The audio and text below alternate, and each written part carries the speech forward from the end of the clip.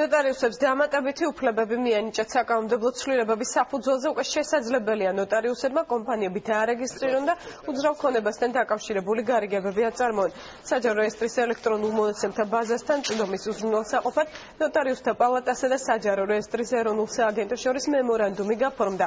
ცვლილებები მომსახურების გამარტივებაზე ორიენტირებული და ამიერიდან მომხმარებელს საშუალება ექნება სანოტარო და საჯარო რეესტრის მომსახურება ერთ სივრცეში მიიღოს.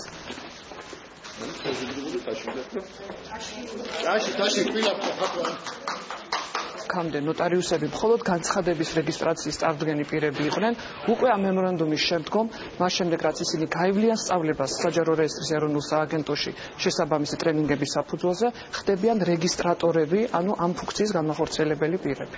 ეს არის რეფორმის ლოგიკური შედეგი, რაც განხორციელდა საჯაროებში, განხორციელდა ნოტარიუსთა პალატაში სრული ელექტრონიზაცია, რამაც საშუალება მოხსნა უკვე რომ გაუხსნათ ნოტარიუსებს ჩვენი სარეგისტრაციო ბაზები და შესაბამისად უკვე მხოლოდ განცხადების მიღების საშუალება კი არ ექნებათ, უკვე სრულფასოვანი რეგისტრაციის განხორციელების საშუალებაც მიეცემათ.